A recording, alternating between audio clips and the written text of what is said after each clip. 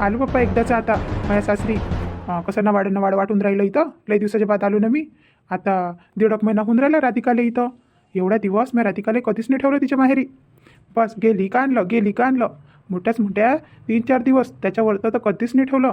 आणि आता आता एवढे दिवस झाले ते माहेरी आहे, तर म्हटलं जसं जीवन असं वाटून राहिलं का तिच्याशिवाय अधुरंच आहे काय. पण आता काही हो आता तिले तर नेल्याशिवाय मी राहणारच नाही. पण माझ्याजवळ तर काहीच नाही आहे.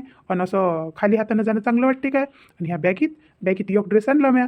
जर थांबा गिबा लागलं रात्रभर तर असं म्हटलं पडलं. पण आता खाली हातात जाऊ काय, काही घेतो तिच्यासाठी खा गेले. आता त्याची तर लेकरं करत आहे नाही. तिच्यासाठीच घेऊन घेतो राधिकासाठी. पण काय घेऊ, इथं तर एखादी दुकान नाही दिसून राहिली. पाहतो समोर असं तर. अरे ह्या ठेला तर दिसून राहिला, पण इथं तर कोणीच नाही दिसून राहिलं. कोणी मालक नाही का बापा या ठेल्याचा. ना मागं ना पुढं कोणीच नाही. असा कसा ठेला सोडून दिला बापा एकट्या. कोण आहे काय इथं कोणी.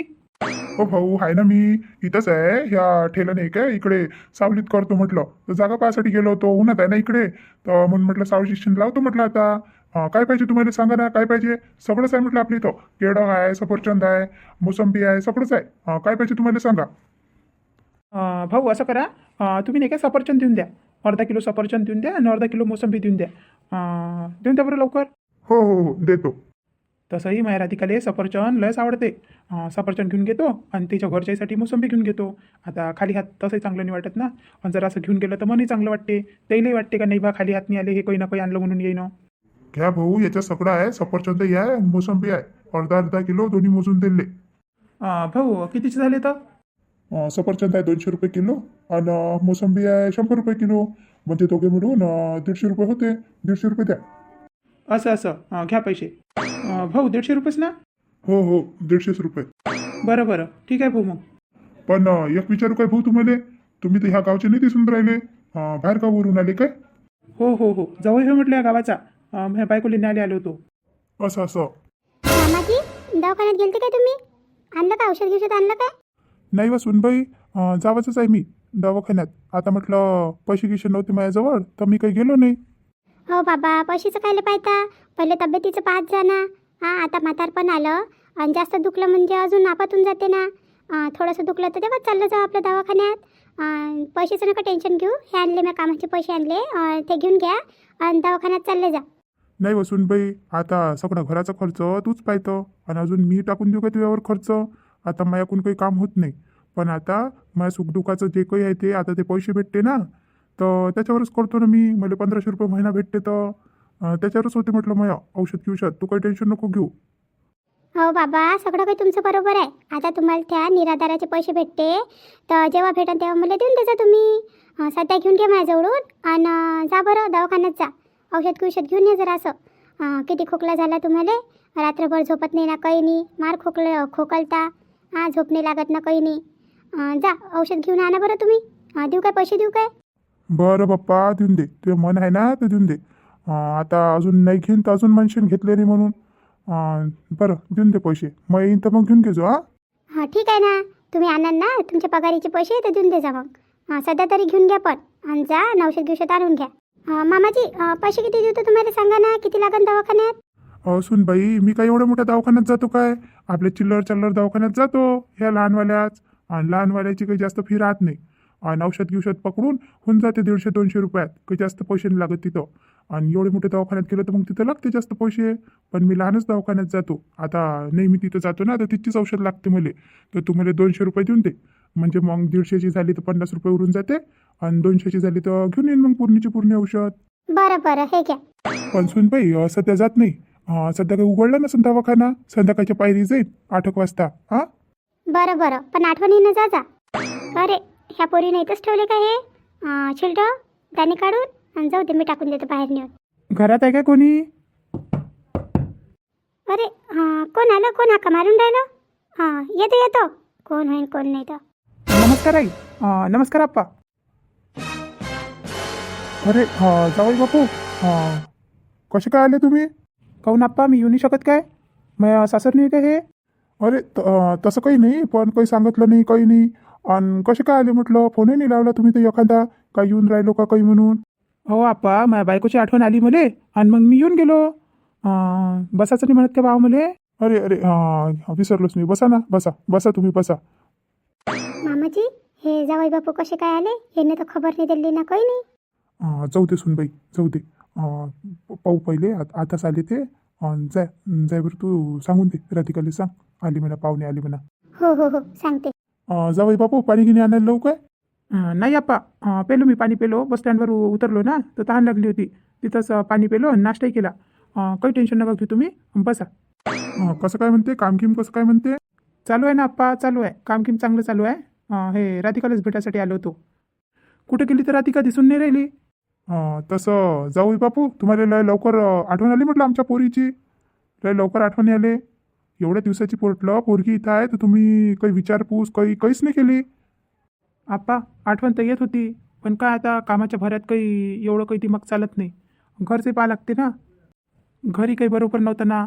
आई पडून गेली, आईच्या पायात फ्रॅक्चर येऊन गेलं होतं आणि आईले मग प्लास्टर लागलं होतं. आता 15-20 दिवस झाले प्लास्टर होतं आईच्या पायाले, आणि घरात काही बरोबर चालून नाही राहिलं होतं. म्हणून म्हटलं थोडं उशिराच आलो मी न्यायालय तिले, नाही तर लवकरच आलो असतो. न्यायालय आले तुम्ही तिले? पण तुम्ही तर काही म्हटलंच नाही. एवढं हे केलं आणि आता एकदमशी न्यायालय काऊन? कामगिमाचा वाखावून राहिला वाटते तिथं, म्हणून न्यायालय आले तिले. नाही हो आप्पा, चुकी झाली म्हटलं माझ्याकडून. मी असं नाही करायला पाहिजे होतं. आता शेवटी मी बायको इथे, आणि चुकी माणसाकडूनच होत असते ना. कामाकिमाचं काही टेन्शन नाही आहे, काम करायला आहे म्हटलं घरात.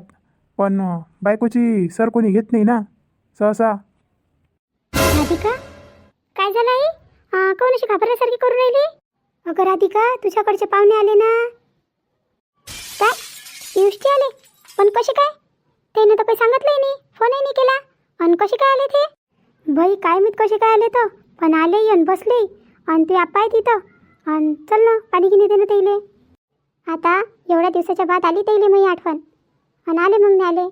पण आता कोणी आलं काय त्याच्यासोबत? नाही हो राधिका, कोणीच तर नाही दिसलं.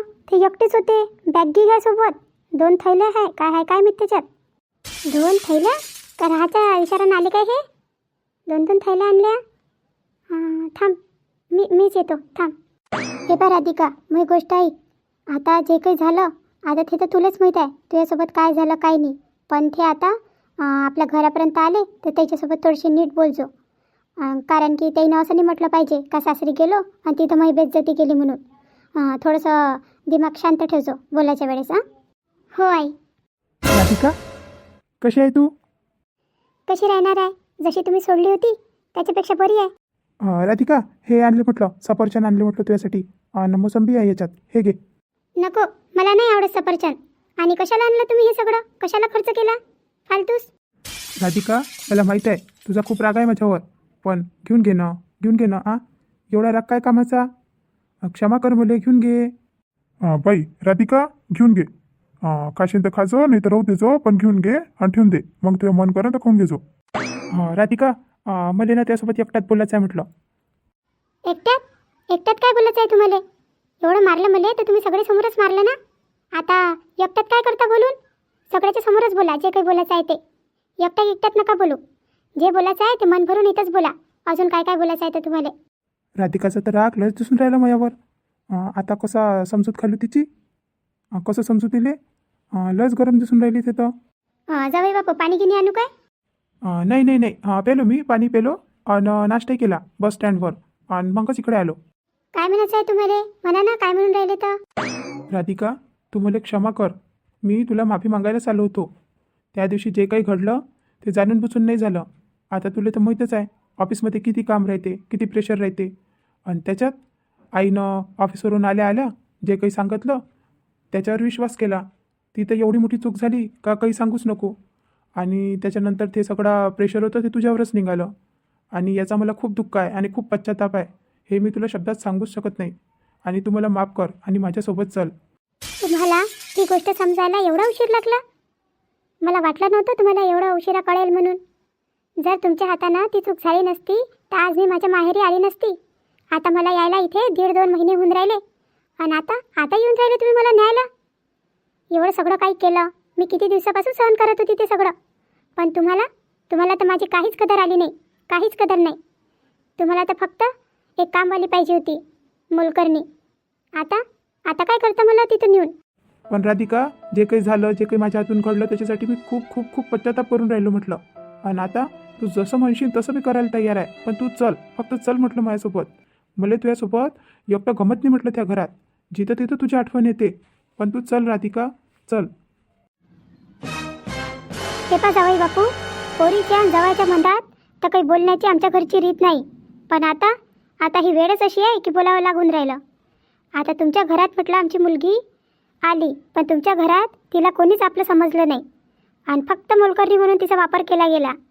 आणि आता तुमची बहीणही तुम्ही तिथंच ठेवली आणि तुम्ही काही तिला सासरी पाठवत नाही. आणि तुमच्या बहिणीच्यामुळं माझ्या पोरीचा संसार बरबाद होऊन राहिला आहे.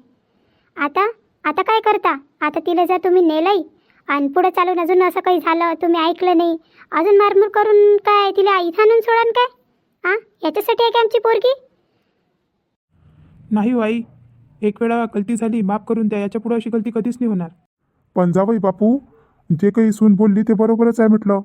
आता तुमची बहीण तुमच्याच घरी राहते, ते काही सासरी जात नाही.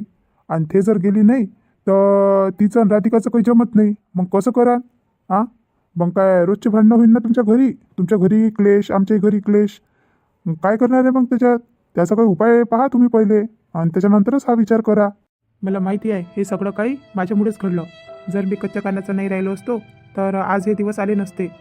पण आप्पा, मी तुम्हाला विश्वास देतो, याच्यापुढं असं काहीच होणार नाही, काहीच नाही. आता मी राधिकासोबत आहे म्हटलं. कोणती गोष्ट घडली तर तिच्या पहिले मी त्या गोष्टीचं उत्तर देईन. तुम्ही काही टेन्शन नका घेऊ. आणि मी राधिकाला सोबतच नेईन. मी त्याच्यासाठीच आलो इथं. मला काही करावं लागलं तरी करेन मी, पण राधिकाला घेऊनच जाणार आज इथून. पहिले जर असा विश्वास दाखवला होता तुमच्या राधिकावर तर आज ही वेळ आलीच नसती. आता हा विश्वास दाखवून काय फायदा? जेव्हा सगळं काही झालं, सगळं काही भुगतलं, माझ्या मनावर नाही, तुम्ही माझ्या हृदयावर वार केले पियुषची, हे तुम्ही ध्यानात ठेवा. सांगा मग मित्रांनो, आता आले हे न्याले, काय करू? जाऊ का राहू देऊ? आता आईचंही बोलणं बरोबर आहे आणि आप्पाचंही बरोबर आहे आणि ठेव म्हणून राहिले तेचंही बरोबर आहे. पण आता करू तरी काय? आता जर गेली तर पुन्हाच तो धिंगाणा, आणि नाही गेली तर मग असं होईल का आलते न्याले आणि गेली नाही, हिचे भाव चढले म्हणून. आता करू तर काय करू? काही समजणंच झालं. आता तुम्हीच सांगा कमेंटमध्ये काय करून काय नाही करू तर. आणि अशी आहे राधिकाची कहाणी, राधिकाचं जीवनचरित्र. आणि जर तुम्हाला आमचे असे व्हिडिओ आवडत असेल तर प्लीज प्लीज प्लीज आम्हाला लाईक करा, सबस्क्राईब करा. आता तुम्ही व्हिडिओ तर पाहता, पण सबस्क्राईब मात्र कंजूशी न करता भरभरून प्रतिसाद द्या. मस्त सबस्क्राईब करा, कमेंट करा आणि तुम्हाला काय वाटतं तर ते आम्हाला कमेंटमध्ये सुचवा. पहिले आम्हाला रजा द्या. आता भेटू आम्ही पुढच्या व्हिडिओमध्ये.